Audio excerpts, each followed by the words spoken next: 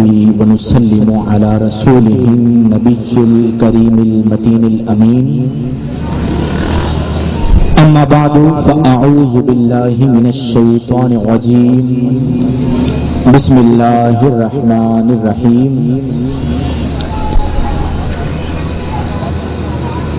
قال الله تعالى في القرآن المجيد والفرقان الحميد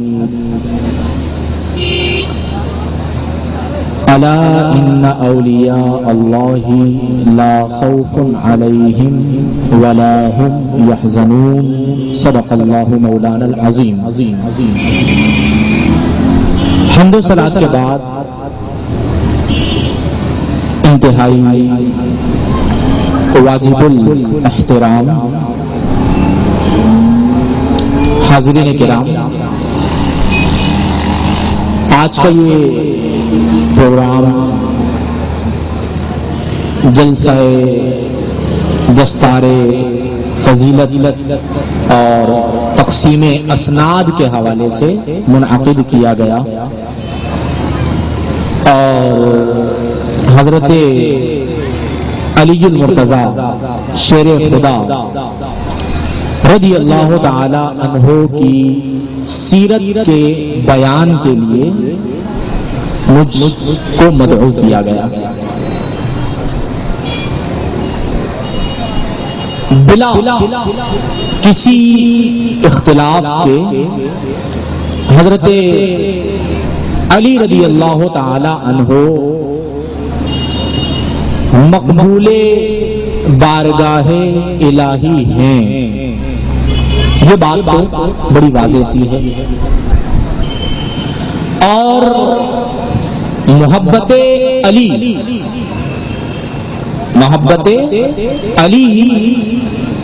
محبت مصطفیٰ ہے،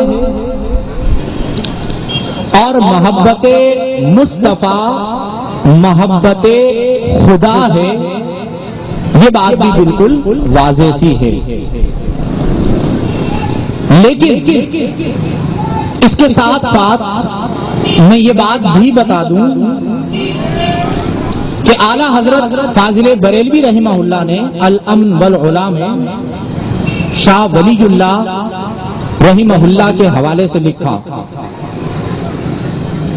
کہ حضرت علی رضی اللہ تعالی عنہ کی جو روح مبارک ہے، ہر انسان کی ایک روح ہوتی ہے، بلکہ انسان جو ہے وہ جسم اور روح کے مجموعے کا نام ہے۔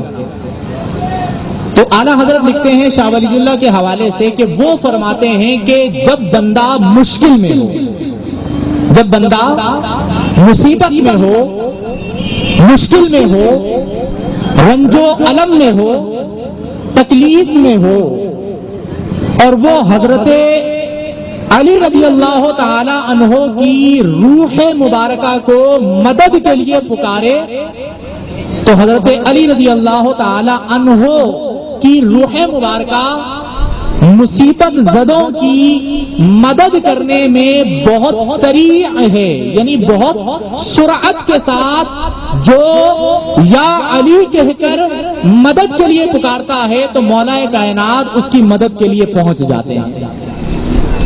اور یہ شان ہے خدمت گاروں کی، یہ شان کس کی ہے؟ اونچی آواز سے بولیے، کس کی شان ہے؟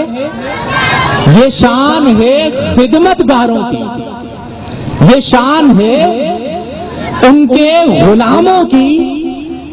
سرکار کا عالم کیا ہوگا؟ یہاں پر میں یہ بات بتا دوں آپ کو کہ مولا کائنات علی المرتضیٰ شیر خدا رضی اللہ تعالی عنہ کا ایک لقب ہے ابو تراب۔ کیا لقب ہے؟ ابو تراب۔ لفظی اعتبار سے، لغوی اعتبار سے تراب کہا جاتا ہے مٹی کو، خاک کو، جو مٹی ہوتی ہے اسے عربی زبان میں کہتے ہیں تراب، اور ابو تراب کا معنی ہوتا ہے مٹی والا۔ اگر لفظی ترجمہ کریں گے تو ابو تراب کا معنی ہوگا مٹی کا باپ۔ اب آپ دیکھیں کہ حضرت علی المرتضیٰ شیر خدا رضی اللہ تعالی عنہ کی جو کنیت تھی وہ ابو تراب تھی، اور وہ کنیت اس لیے تھی کہ ایک مرتبہ حضرت علی رضی اللہ تعالی عنہ مٹی پر آرام فرماتے، تو جب آپ جاگے، رسول اللہ صلی اللہ علیہ وسلم نے آپ کو جگایا اور آپ کھڑے ہوئے تو جسم پر کچھ مٹی لگی رہ گئی، جسم مبارکہ پر کچھ مٹی لگی رہ گئی، تو تاجدار کائنات صلی اللہ علیہ وسلم اپنے دستے مبارکہ سے اس مٹی کو جھاڑتے ہوئے فرما رہے ہیں یا ابا تراب۔ تاجدار کائنات صلی اللہ علیہ وسلم اپنے دستے مبارکہ سے اس مٹی کو جھاڑتے ہوئے فرما رہے ہیں یا ابا تراب۔ اور یہ کنیت حضرت علی کو اتنی پسند آئی کہ آپ یہ پسند کیا کرتے تھے کہ لوگ مجھے علی نہیں بلکہ ابو تراب کہہ کر مخاطب کیا کریں، لوگ مجھے ابو تراب کہہ کر مخاطب کیا کریں، کیونکہ مجھے یہ کنیت جو ہے وہ میرے پیارے آقا محمد مصطفیٰ احمد مجتبیٰ صلی اللہ علیہ وآلہ وسلم نے عطا فرمائی ہے۔ اسی طرح آپ یہ جانتے ہیں کہ حضرت علی رضی اللہ تعالی عنہ 5 سال کی عمر میں، چھوٹے چھوٹے بچے بیٹھے ہوئے یہاں پر، 5 سال کی عمر وہ چھوٹی سی عمر ہوتی ہے، تو حضرت علی رضی اللہ تعالی عنہ 5 سال کی چھوٹی سی عمر میں نبی کریم صلی اللہ علیہ وسلم کی صحبت میں آئے۔ 5 سال کی چھوٹی سی عمر میں نبی کریم صلی اللہ علیہ وسلم کی صحبت میں آئے، نبی کریم صلی اللہ علیہ وسلم نے آپ کی تربیت کی، اور تاجدار کائنات صلی اللہ علیہ وسلم فرماتے ہیں کہ اولو من صلی معی علی کہ جس نے سب سے پہلے کائنات میں، دنیا میں رسول اللہ کی بعثت کے بعد، یا بلکہ یہ کہہ لیجئے کہ رسول اللہ صلی اللہ علیہ وسلم کے اعلان نبوت سے بھی پہلے جنہوں نے سب سے پہلے تاجدار کائنات صلی اللہ علیہ وسلم کے ساتھ نماز ادا کی، تو تاجدار کائنات خود فرماتے ہیں کہ اولو من صلی معی علی جس نے سب سے پہلے میرے ساتھ نماز ادا کی ہے وہ میرا علی ہے۔ اور اسی طرح یہ وہ الفاظ یا وہ باتیں ہیں کہ جو حضرت علی رضی اللہ تعالی عنہ کی شان پر واضح طور پر دلالت کرتی ہیں۔ نبی کریم صلی اللہ علیہ وسلم نے ایک موقع پر فرمایا کہ النظر الی الکعبۃ المکرمۃ عبادتی۔ اگر کوئی کعبے کو دیکھتا ہے، کعبے کو تکتا ہے، کعبے کو دیکھتا ہے، تو فرمایا کہ عبادت، کعبہ مکرمہ کو دیکھنا عبادت۔ فرمایا النظر الی المصحف عبادت، اگر کوئی قرآن کو دیکھتا ہے، حافظ قرآن ہوئے نا ماشاءاللہ یہ سلسلے میں حفاظ قرآن ہوئے، تو اگر کوئی قرآن کو دیکھتا ہے، پڑھنا تو عبادت ہے، دیکھنا بھی عبادت ہے۔ فرمایا النظر الی الکعبۃ المکرمۃ عبادت، کہ کعبہ مکرمہ کو دیکھنا عبادت ہے۔ النظر الی المصحف عبادت، قرآن کو دیکھنا عبادت ہے۔ پھر فرمایا النظر الی وجہ الوالد عبادت، کہ اگر کوئی پیار سے اپنے باپ کے چہرے کو دیکھتا ہے، اپنے والد کے چہرے کو دیکھتا ہے، اپنے والد کے چہرے کو تکتا ہے، تو فرمایا عبادت، باپ کے چہرے کو دیکھنا بھی عبادت ہے۔ اور پھر اس کے ساتھ ساتھ کیا فرمایا؟ اس کے ساتھ ساتھ کیا فرمایا؟ ایک مقام پر فرمایا النظر الی وجہ علی النظر الی وجہ علی عبادت، ارے جو علی کے چہرے کو دیکھتا ہے اور جو علی کے چہرے کو دیکھتا ہے اور جس کی نگاہ سبحان اللہ، وہ بھی کیا ہو جاتا ہے؟ علی کے چہرے کو دیکھنا بھی کیا ہو جاتا ہے؟ بولیے، یعنی اس پر بھی ثواب ملتا ہے۔ اور آپ یہ دیکھیے کہ تاجدار کائنات صلی اللہ علیہ وسلم حضرت علی رضی اللہ تعالی عنہ کے لیے کیا فرماتے ہیں؟ رمض الرحمان کی حدیث مبارکہ فرماتے ہیں یا علی اے علی انت اخی، کیا فرماتے ہیں؟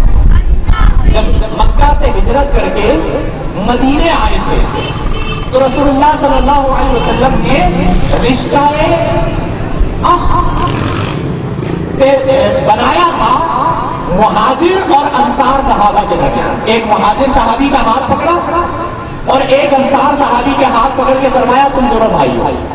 ایک مہاجر صحابی کا ہاتھ پکڑا اور ایک انصار صحابی کا ہاتھ پکڑ کے فرمایا تم دونوں بھائی ہو۔ اس طرح سب کو، یعنی تمام مہاجرین کو انصار صحابہ کا بھائی بنا دیا۔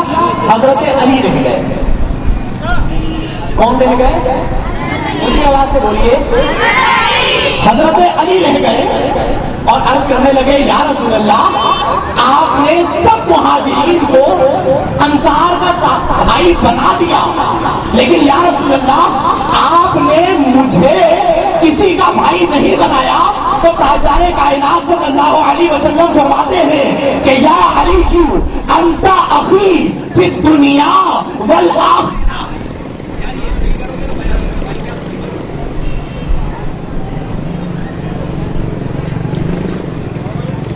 بیان نہیں ہو پائے گا، جلدی سے کر لو۔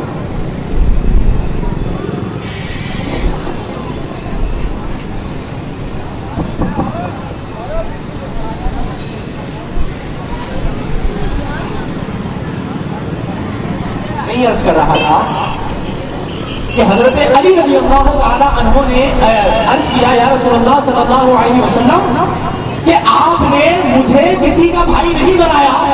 تو تاجدار کائنات صلی اللہ علیہ وسلم نے فرمایا کہ انت اخی فی الدنیا والآخرہ، کہ اے علی تم کیوں پریشان ہوتے ہو؟ تم تو دنیا میں بھی میرے بھائی ہو، آخرت میں بھی میرے بھائی ہو۔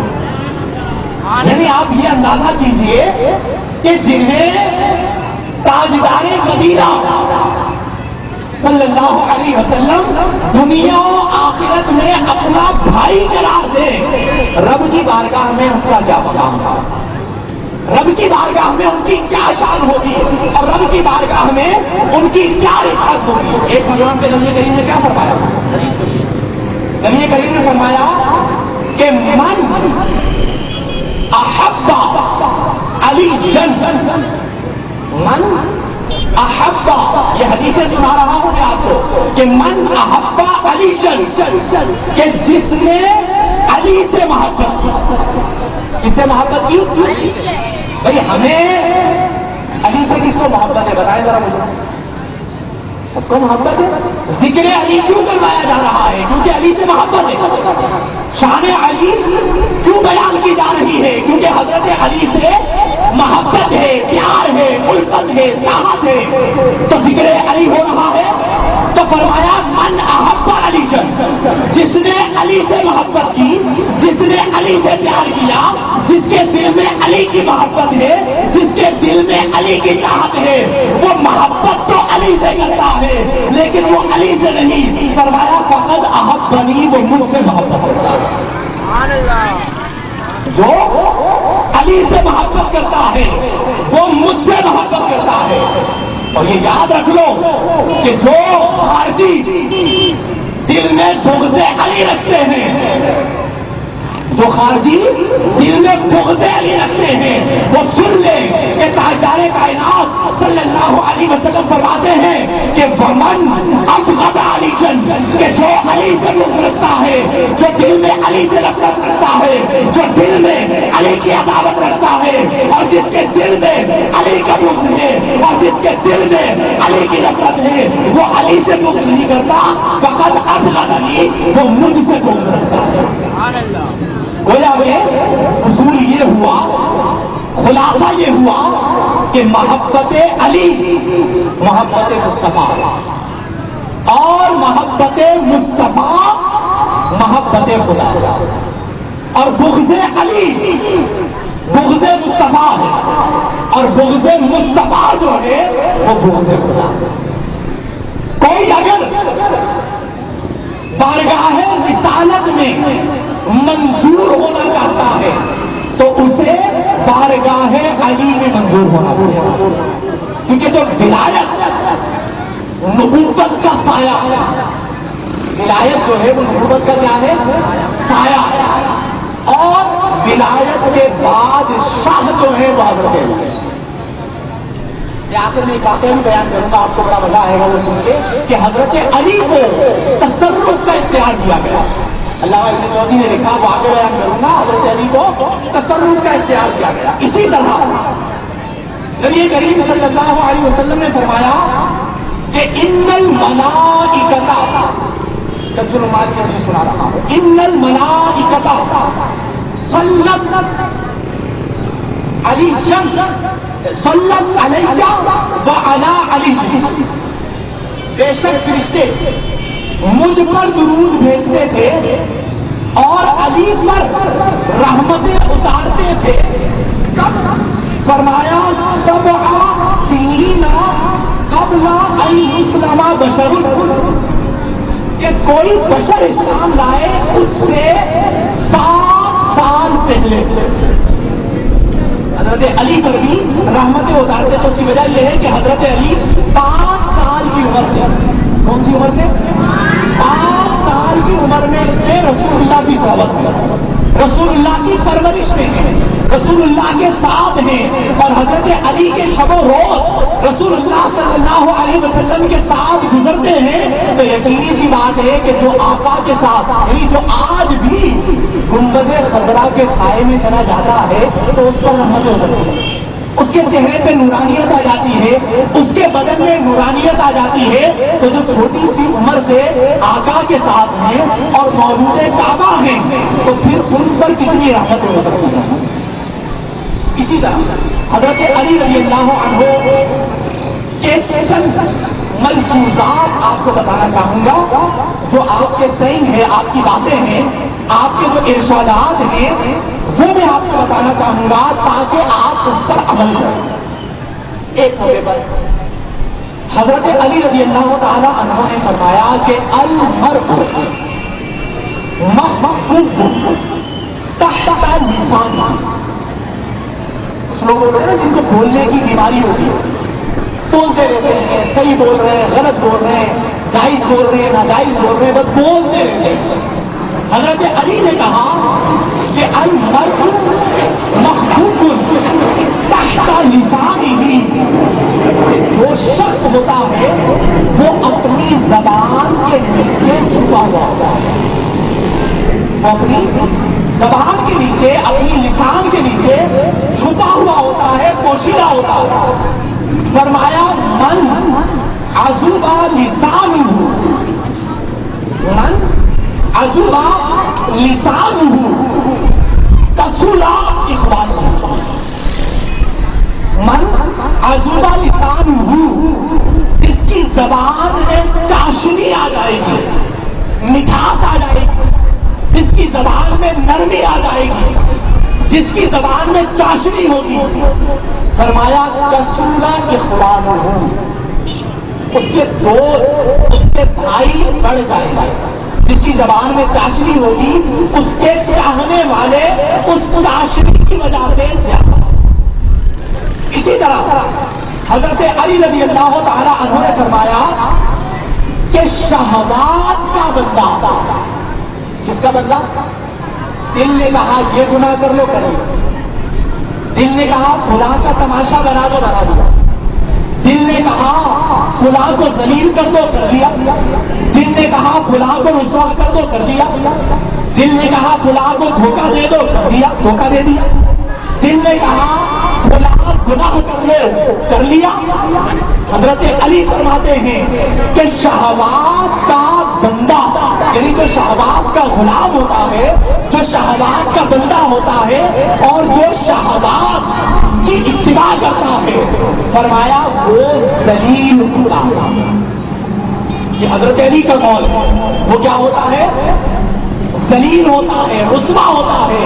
اور آپ خود غور کر لیجئے کہ ہماری زندگیوں میں جو ذلت آتی ہے، وہ ہماری زندگیوں میں رسوائی آتی ہے، جو ہماری زندگیوں میں پسپائی آتی ہے، جو ہماری زندگیوں میں ناکامی آتی ہے، وہ شہوات کی اتباع کی وجہ سے.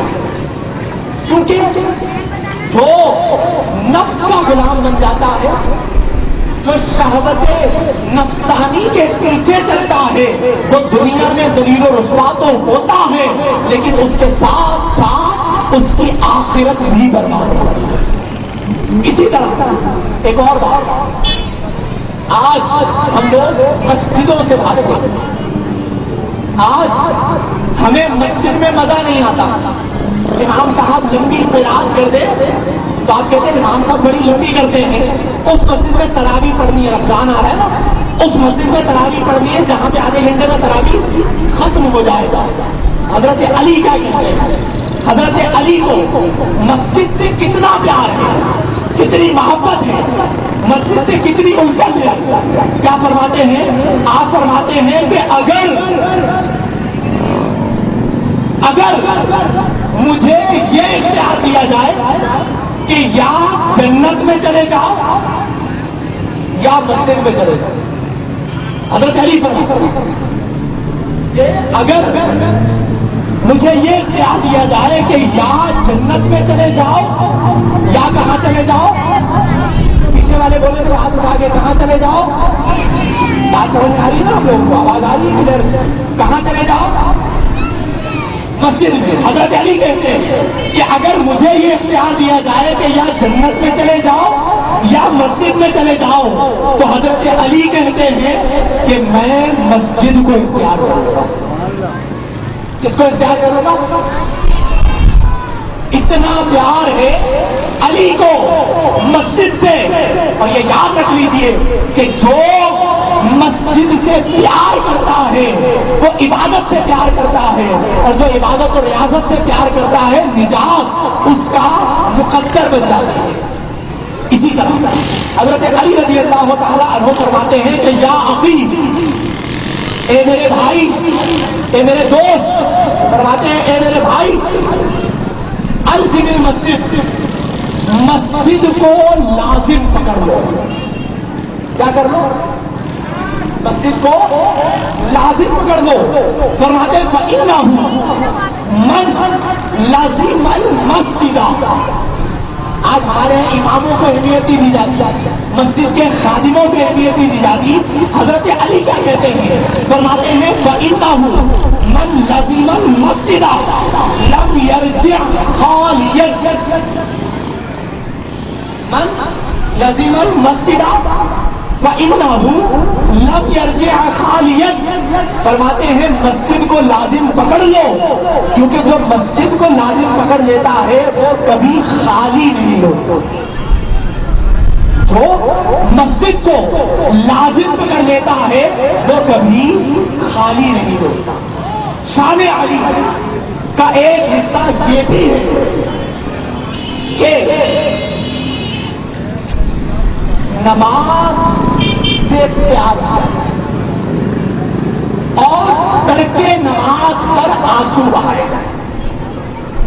ہم آج تقویٰ سے دور ہیں، پرہیزگاری سے دور ہیں، ظاہر اچھے ہیں اور اندر گند بھرا ہوا ہے۔ لبادہ اچھا ہے، جبے ہیں، قبے ہیں، خانقاہیں ہیں اور آستانے ہیں، سب کچھ اچھا ہے، لیکن اندر کا نور نہیں ہے۔ اندر ظلمتیں ہیں، اندر اندھیرا ہے، اندر تاریکی ہے اور اندر ویرانہ ہے۔ کیوں کہ ہم نے ظاہر کو چمکایا ہے، باطن کو نہیں چمکایا، باطن کو منور نہیں کیا۔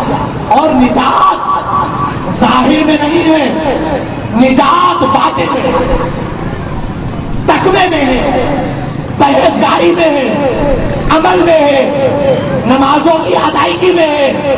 ارے ایک طرف دعویٰ ہو کہ میں رسول کا غلام ہوں، میں رسول کا خادم ہوں، میں اس در کا غلام ہوں، میں اس در کا گدا ہوں اور میں اس در کا خادم ہوں، اور اس طرف عمل یہ ہو کہ نماز نہ پڑھے، عمل یہ ہو کہ احکام شریعت کو پامال کرے، اور عمل یہ ہو کہ قرآن و سنت کے حکم پر عمل نہ کرے اور قرآن و سنت کو چھوڑ دے۔ یاد رکھ لیجئے یہ نجات نہیں، برباد۔ نجات کیا ہے؟ آپ مجھے بات آگے تو بچے بیٹھے ہوئے، پیچھے والے مجھے بتائیے گا کہ نماز چھوڑے بغیر، نماز پڑھے بغیر کوئی متقی ہو سکتا ہے؟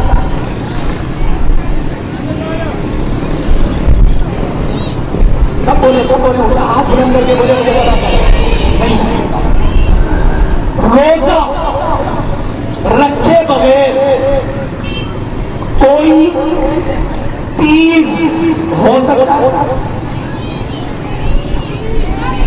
المختصر، قرآن و سنت پر عمل کیے بغیر کوئی پرہیزگار تو جو لوگ اپنے آپ کو غلام نبی بھی کہتے ہیں، اپنے آپ کو خادم مکہ و مدینہ بھی کہتے ہیں، اور نماز بھی نہیں پڑھتے، روزے بھی نہیں رکھتے، اور قرآن و سنت پر عمل بھی نہیں کرتے، مانا کہ ان کا لبادہ اسلامی ہے، مانا کہ ان کی ظاہری قطع اسلامی ہے، لیکن وہ متقی و پرہیزگار، بولیے وہ متقی و پرہیزگار۔ حضرت علی نبی کے زمانے میں اور ہمارے زمانے میں 1450 سال کا عرصہ ہے۔ کتنا عرصہ ہے؟ 1450 سال کم و بیش ہو چکے۔ علی ہر وقت رسول اللہ کی خدمت، اور باقی میں پورا نہیں سناؤں گا، خالی اشارہ لے رہا ہوں کہ رسول اللہ صلی اللہ علیہ وسلم نے عصر کی نماز پڑھی اور علی رضی اللہ عنہ نے عصر کی نماز نہیں پڑھی، اور آقا حضرت علی کی رات پر آپ کی گود میں سر انور رکھ کے آرام کر، عصر کی نماز کا وقت جا رہا ہے، سورج غروب ہو رہا ہے، آقا آرام فرما ہے، علی نے نماز نہیں پڑھی، دل یہ کہتا ہے، بلکہ عقل یہ کہتی ہے کہ علی اٹھو اور نماز پڑھ لو، اور علی کا عشق یہ کہتا ہے کہ نہیں، آقا آرام کر رہے ہیں۔ وہ واقعہ اپنی جگہ پہ کہ عقل ہار گئی، عشق جیت گیا، اور نماز قضا ہو گئی، سورج غروب ہو گیا، لیکن جب سورج غروب ہو گیا تو علی کو نماز کی قضا کا اتنا درد تھا کہ غروب آفتاب کے ساتھ ہی علی کی آنکھوں نے آنسو بہانا شروع کر دیا۔ یہ تھا نماز سے پیار، یہ تھی نماز کی محبت۔ آنکھوں سے کبھی فجر چھوٹی، ہماری آنکھ نے آنسو بہائے، کبھی نماز کے چھوٹنے پر ہم روئے، کبھی نماز کے چھوٹنے پر ہمارا دل غمگین ہوا۔ وہ علی تھے کہ ایک نماز قضا ہوئی آقا کی محبت میں، پھر بھی رو رہے ہیں، آقا پر قربان جائیے، ارے ہمیں ہمارے آقا پر ناز ہے۔ فرمایا اے علی کیوں رو رہے ہو؟ یا رسول اللہ نماز نہیں پڑھی تھی، سورج غروب ہو گیا۔ علی رو مت، سورج ہم پلٹا دیتے ہیں، نماز تم ادا کر دو۔ یا رسول اللہ،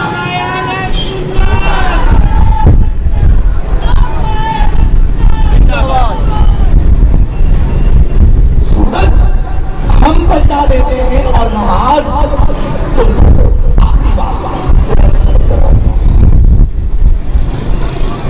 حضرت علی آج بھی اگر کوئی نعرہ حیدری لگاتا ہے تو اللہ کی عطا سے اور اللہ کے فضل سے آج بھی حضرت علی اس کی مدد کو آتے ہیں، جیسا کہ الامر والعلا کے حوالے سے شاہ ولی اللہ کی بات میں نے آپ کو بتائی۔ اس کا ایک واقعہ میں آپ کو لکھتی طور پر بتا رہا ہوں، اتفاقاً میرے ذہن میں آ گیا۔ علامہ ابن جوزی لکھتے ہیں کہ ایک بزرگ تھے، اپنے دور کے بہت بڑے عالم دین تھے،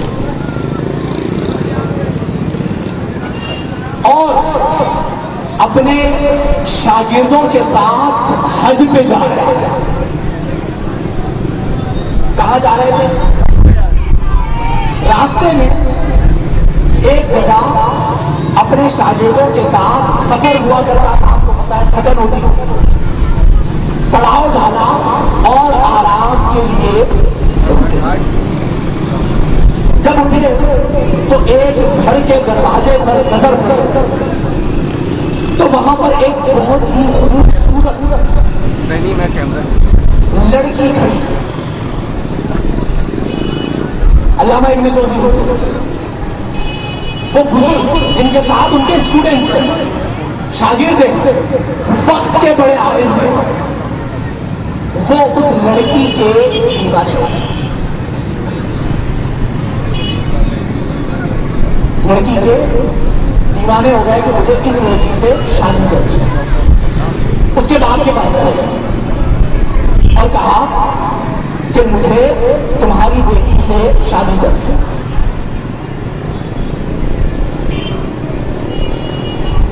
وہ عیسائی تھا، اس نے کہا کہ شرط، پہلے مذہب اسلام چھوڑو،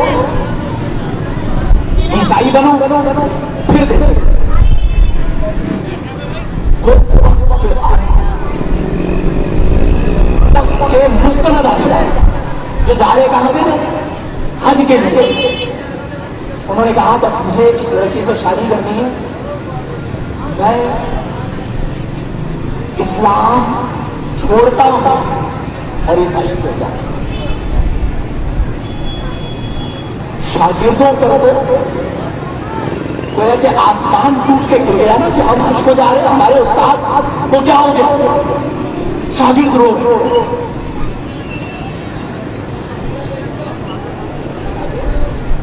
رہے، استاد صاحب یہ آپ کیا کر بیٹھے؟ ایک لڑکی کے لیے اسلام کو چھوڑ دیا؟ بولا جاؤ، میں تمہیں نہیں جانتا، آج کے بعد تمہارا راستہ الگ ہے اور میرا راستہ الگ ہے۔ بہت منتیں کی، اب بھی رجوع کر لوں، بولا نہیں تم جاؤ، تمہارا راستہ الگ ہے، میرا راستہ الگ ہے۔ بہت منانے کے بعد پھر آخر شاگرد ہتھیار ڈال بیٹھے اور روتے ہوئے اپنے استاد سے جدا ہو کر حج کے لیے حج کیا۔ حج کر کے واپس آئے تو پیچھے کیا ہوا کہ اس عیسائی نے اس وقت کے بڑے عالم کو کہا کہ تمہارے پاس تو کچھ مال بھی نہیں، میں تمہیں اپنی بیٹی کا رشتہ کیسے دے دوں؟ صحیح ہے تم عیسائی ہو گئے ہو، لیکن تمہیں میں اپنی بیٹی کا رشتہ تب دوں گا کہ جب تمہارے پاس مال آئے۔ یہ ہمارے سور ہیں، یہ ہمارے سور خنزیر ہیں، تم انہیں چراؤ، اس کی اتنی اجرت ملے گی، جب تمہارے پاس اچھے خاصے پیسے جمع ہو جائے تو پھر اس کے بعد نکاح کریں۔ وہ وقت کا عالم خنزیر چلا رہا ہے، سور چلا رہا ہے، اور اس نے کہا میری ایک شرط ہے، بس اس لڑکی کو میرے سامنے بھیج دیا کرو، میں اسے دیکھ لیا کروں تو میں خنزیر بھی چلاؤں۔ اب وہ شاگرد حج پہ گئے، حج کر کے جب وہ واپس جا رہے تھے گھروں کی طرف تو اسی راستے سے گزرے۔ جب راستے سے گزرے تو انہوں نے کیا دیکھا کہ ہمارا استاد خنزیر چلا رہا ہے۔ پھر رو پڑے، شاگرد رو پڑے کہ کہاں ہمارا استاد، کہاں ہم، اور آج کہاں یہ مرتد ہونے کے بعد خنزیر چلا رہا ہے۔ پھر استاد کے پاس آئے اور دلیلیں دینا شروع کی۔ اللہ کی वहदानियत पर اور कहा अब भी तौबा करो। उस्ताद ने कहा कि तुम जो मुझे दलीलें दे रहे हो वो मैंने सिखाई, मैं ये दलीलें और ये बातें तुमसे ज्यादा जानता हूं। तुम्हारा रास्ता अलग है, मेरा रास्ता अलग है, तुम जाओ। शागिर्द रोते हुए आगे चलते कि ये क्या हो गया। अल्लामा इब्न जौज़ी कि कुछ दूर गए थे तो उन्हें अपने पीछे दौड़ते हुए कदमों की आवाज आई। जब मुड़ के देखा तो वही उस्ताद जो मुर्तद हो गया था वो दौड़ता हुआ आ रहा, आंखों से अश्क जारी है और आकर अपने शागिर्दों को कहता है कि मैं तुम्हें गवाह बनाता हूं, मैं तुम्हें गवाह बनाता हूं कि जो मैंने किया मैं उससे बेजार हूं, मैं भटक गया था, मैं राह हिदायत से हट गया था, मैं गुमराह हो गया था, मैं इस्लाम से खारिज हो गया था। अब मैं दोबारा कलमा पढ़ के इस्लाम में दाखिल होता हूँ और मजहब ईसाइयत से तौबा करता हूँ। अल्लाह मुझे माफ करे, अल्लाह हिदायत देने वाला है। अब सुनिएगा, बात सुनिएगा, हजरत अली की बात कर रहा हूँ कि आपकी रूह तसर्रुफ करती है। ईसाई को छोड़कर, उस ईसाई लड़की को छोड़कर दोबारा करा। अल्लामा इब्न जौज़ी लिखते हैं कि जब ये वाक़या हो चुका तो हमारे जो उस्ताद का तकवा था इस वाक़े से पहले के मुकाबले में बाद में बढ़ गया और बड़े मुतक़ी हुए और बहुत तकवा बढ़ गया। कुछ अर्सा गुजरा तो दरवाजे पर आ गए, हमें फासला बना रहे थे। एक शागिर्द ने दरवाजा खोला तो एक लड़की खड़ी, उसने कहा कि मुझे उनसे मिलना, मना कर दिया। उसने कहा मैं वही ईसाई लड़की हूं जिसके लिए तुम्हारा उस्ताद जो है वो मुर्तद हुआ था और ईसाइयत कबूल की थी। उन्हें जाकर मेरा बताओ कि मैं मिलने आई हूं और मैं मिलने नहीं बल्कि उनके हाथ पर इस्लाम कबूल करने आई। चुनाचे वो लड़की आई और उसने आकर उन्हीं के हाथ पर इस्लाम कबूल किया और उस लड़की ने कहा कि मैं सोई हुई थी। हजरत अली की रूह बहुत तेजी से तसर्रुफ करती है। उस लड़की ने कहा कि मैं सोई हुई थी कि मेरे ख्वाब में हजरत अली आए और अली रज़ी अल्लाह अन्हु ने आके कहा कि तेरी वजह से, तेरे हुस्न की वजह से वो बंदा आजमाइश का शिकार हुआ। इस्लाम ही दुनिया के तमाम मज़ाहिब में सबसे सच्चा मज़हब है, जाओ और जाकर उसी के हाथ पर इस्लाम फरोख्त करो। तो मैं इस दर पे आई हूँ ताकि दायरा इस्लाम में दाखिल हो जाऊं और फिर वो भी कलमा पढ़ के मुसलमान हो। ये हजरत अली की रूह का तसर्रुफ। और एक बात, मेरे टाइम के मुताबिक 5 मिनट बाकी हैं। एक बात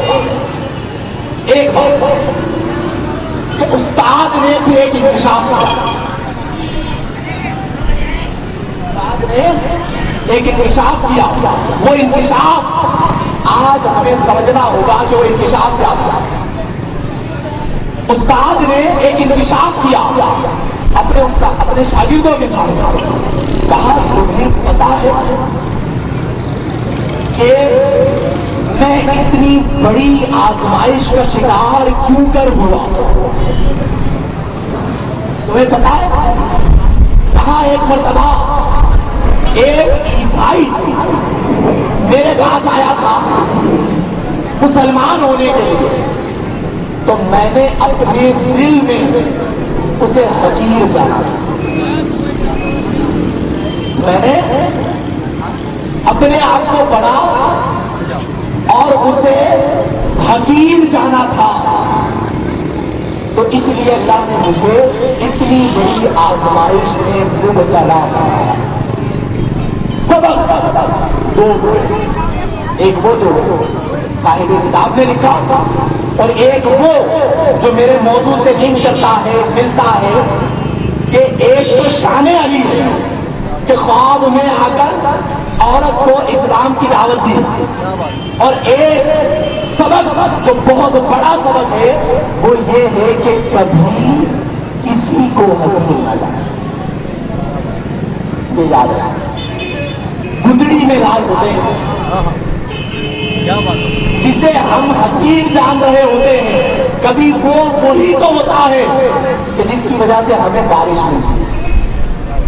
جسے ہم حقیر جان رہے ہوتے ہیں وہ وہی تو ہوتا ہے کہ جس کی وجہ سے اللہ کا عذاب ٹلتا. جسے ہم حقیر جان رہے ہوتے ہیں وہ ہوتا ہے کہ جس کے بارے میں آقا نے فرمایا کہ اس کے بال بکھرے ہوئے ہوتے ہیں, اس کا لباس بڑا گندا ہوتا ہے, لیکن اللہ کی بارگاہ میں وہ اتنا مقبول ہوتا ہے کہ اگر وہ اللہ کی ذات پر قسم کھا لیتا ہے تو لعبر رہا, اللہ تعالیٰ اس کی قسم کو ضرور پورا کرے. وہ ہوتا ہے. تو اہل علم جو حالات کو حقیر نہ جانے, مالدار غریبوں کو حقیر نہ جانے, خوبصورت بدصورت کو حقیر نہ جانے, اپنا محاسبہ کرے کہ میں کیا ہوں, میرا عمل کیا ہے, میرے کرتوت کیا ہے. ارے یہ تو میرا رب ستار ہے کہ جس نے پردہ ڈالا ہوا ہے, ورنہ تو میں اس عزت کے قابل نہ تھا جو مجھے اللہ نے عطا فرمایا. میرا رب ستار ہے, ورنہ میرے اعمال کیا ہے, میرے کرتوت کیا ہے, یہ تو میں جانتا ہوں. آج بنتا ہوں معزز جو کھلے حشر میں عیب, حشر میں عیب کھلے تو وہاں پر پھر ندامت اور کوف کے سوا کچھ نہیں. اس لیے میرے بھائیوں, میرے دوستوں اور مجھ سے محبت رکھنے والے لوگوں, اپنے دل کو سنوارو. آج آپ زمین پر بیٹھے, کہاں بیٹھے ہیں آپ لوگ؟ زمین پر. کل ہم نے اسی زمین میں جانا.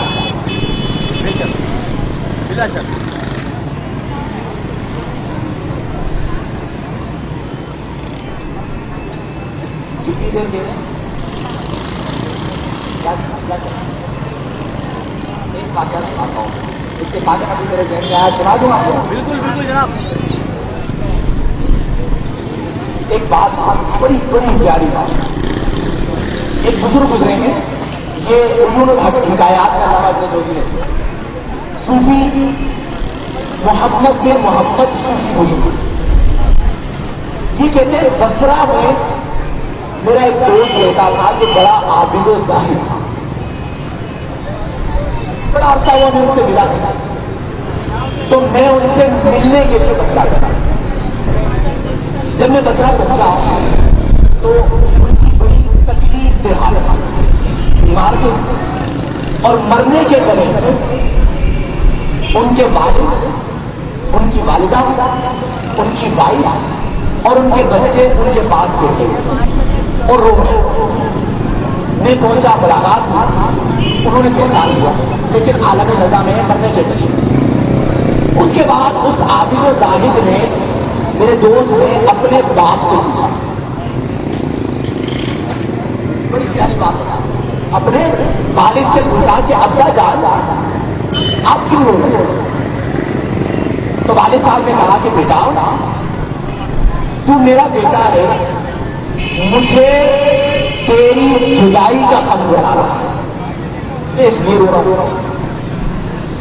اس میرے دوست نے اپنی ماں سے کہا, امی سے کہا, امی جان آپ کیوں رو رہے ہو؟ تو امی نے کہا کہ تو میرا لخت جگر ہے, تو میرے جگر کا ٹوٹا, جگر کا ٹکڑا. میں نے تجھے خون جگر پلا کر پال پوس کے بڑا کیا, تو ہم سے جدا ہو رہا ہے تو میرے. اس نے کہا بیوی سے, تم کیوں رو رہے؟ تو بیوی نے کہا کہ میرے سردار آپ کے علاوہ ہمارا کون ہے, آپ مر جائیں گے تو ہمارا کیا بنے گا؟ تو آپ کے بعد ہمارا کیا ہوگا، بس میں یہ سوچ کر رو رہی۔ اس نے اپنے بچوں سے کہا بیٹا تم کیوں رو رہے؟ تو بچوں نے کہا ابا آپ مر جائیں گے، ہم یتیم ہو جائیں گے، کون ہمارا خیال رکھے گا، کون ہمیں پالے گا، بس یتیمی کا غم ہمیں ہو رہا ہے۔ باپ نے بھی کہہ دیا، ماں نے بھی کہہ دیا، بیوی نے بھی کہہ دیا، بچوں نے بھی کہہ دیا۔ وہ بزرگ کہتے ہیں کہ اس میرے دوست نے مجھے کہا کہ مجھے ذرا اٹھا کے دکھاؤ، اٹھا کے دکھاؤ۔ وہ اٹھ کے بیٹھے اور بیٹھ کر کہا کہ تم سب میرے لیے نہیں، اپنے مفادات کے لیے رو رہے ہو۔ تم سب اس لیے رو رہے ہو کہ میرے بعد تمہارا کیا بنے گا، تم سب اس لیے رو رہے ہو کہ میرے اور تمہارے درمیان جدائی ہو جائے گی۔ تم میں سے کوئی بھی اس لیے نہیں رو رہا کہ میرے مرنے کے بعد قبر میں میرے جسم کا کیا بنے گا، میرا جسم کس طرح گل سڑ جائے گا۔ تم میں سے کوئی اس لیے نہیں رو رہا، تم میں سے کوئی اس لیے نہیں رو رہا کہ میرے مرنے کے بعد میں منکر نکیر کے سوالات کے جوابات کیا دوں گا۔ تم میں سے ہر کوئی اپنے مفاد کے لیے رو رہا ہے، تم میں سے ہر کوئی اپنے مفاد کے لیے رو رہا ہے کہ ہمارا کیا بنا۔ یہ حقیقت بات، کبھی ہم مرنے والے کے لیے اس لیے روئے کہ مرنے کے بعد اسے اندھیری قبر میں اتار دیا جائے گا، کبھی ہم اس کے لیے اس لیے روئے کہ مرنے کے بعد اس کا جسم گل سڑ جائے گا، پتہ نہیں اس پر کیا گزرے گی، پتہ نہیں اس پر کیا بیتے گی، کبھی ہمیں اس لیے رونا ہے۔ اس پر میں نے یہ بات کہی کہ آج زمین پر ہے، کل زمین میں ہوں گے، اور زمین میں جب جائیں گے تو اعمال کے مطابق زمین کا اندر پائیں گے۔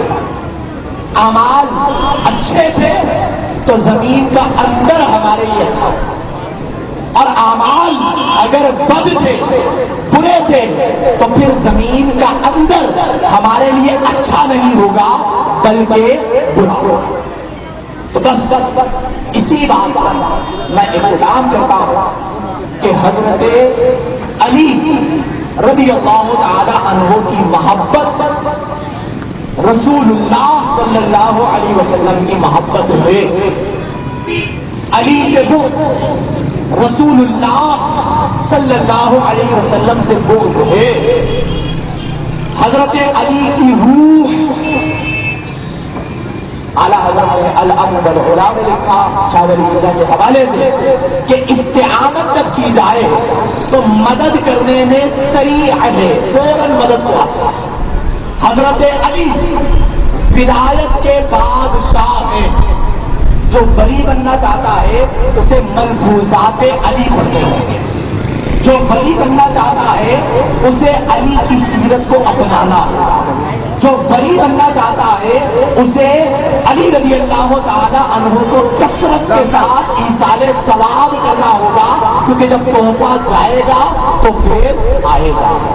اور اصل یہ ہے کہ کبھی کسی کو حقیر نہ جائے، زمین پر ہو تو زمین کے اندر جانے کی تیاری کرے، ہر ایک کو مبارک جانے، اس کی عزت کرے، کیونکہ بہت سارے ایسے لوگ ہوتے ہیں کہ جو ظاہراً تو حقیر ہوتے ہیں لیکن اللہ کی بارگاہ میں ان کا مقام یہ ہوتا ہے کہ وہ اگر قسم کھا لیں کہ مولا پہاڑ کو اپنی جگہ سے ہٹا لے تو اللہ تعالیٰ ان کی قسم کو پورا کرے گا۔ مبارکباد کے مستحق ہیں برست معاویہ، حضرت امیر معاویہ رضی اللہ تعالیٰ عنہ کے نام سے، اور محبت علی اور محبت امیر معاویہ یہ لازم و ملزوم، لازم و ملزوم ہے۔ اگر کوئی کہتا ہے کہ میں محبت علی تو ہوں لیکن محبت امیر معاویہ کو نہیں مانتا تو وہ جھوٹا ہے محبت علی۔ اگر محبت علی ہے تو محبت امیر معاویہ بھی ہے، اور حضرت امیر معاویہ سے محبت ہے تو علی سے بھی، اور اسی طرح حضرت عمر سے بھی۔ اور الحمدللہ اے مولا تیرا شکر ہے کہ تو نے ہمیں نبی کا بھی محب بنایا، علی کا بھی محب بنایا، عمر کا بھی محب بنایا، فاطمہ کا بھی محب بنایا، اور عائشہ کا بھی محب بنایا۔ اہل سنت کی یہ چیز کسی اور کے پاس نہیں ہے، ہمارے پاس سب کی محبت۔ ہم نہ علی کو برا کہتے ہیں، نہ عمر کو برا کہتے ہیں، نہ عائشہ کو برا کہتے ہیں، نہ فاطمہ کو برا کہتے ہیں، نہ امیر معاویہ کو برا کہتے ہیں۔ اللہ کی ان سب پر رحمت ہو، رضی اللہ عنہ ورضوا عنہ۔ تو یہ چیز بنیادی چیز ہے کہ اللہ نے ہمیں اہل سنت سے بنایا کہ ہمارے دونوں ہاتھوں میں لگی ہے، سب سے محبت ہے۔ تو اس لیے یہ جو ادارہ ہے اور یہ جو مدرسہ ہے، آپ یقین کیجئے میں بہت کم بیانات میں جاتا ہوں اور ٹائم دیتا ہوں، لیکن ان کو میں فوراً ٹائم دے دیتا ہوں جب سے میں نے یہاں پہ وزٹ کیا۔ اور اس کی بنیادی جو وجہ آپ کو بتاؤں وہ ہے کام۔ وہ کیا ہے؟ شروع میں نے جب نہیں دیکھا تو ایک الگ بات ہے، جب دیکھ لیا تو بہت اتنا یعنی دل خوش ہوتا ہے کہ یہ لوگ جتنے اچھے انداز میں ادارہ چلا رہے ہیں، اللہ تعالیٰ ان کے اسی عمل کو روز قیامت ان کے لیے باعث نجات بنائے، یہ میری دل سے دعا ہے۔ بولیے آمین۔ اور جو ان کے ساتھ مالی تعاون کرتے ہیں، بدنی تعاون کرتے ہیں، ذہنی اور فکری تعاون کرتے ہیں،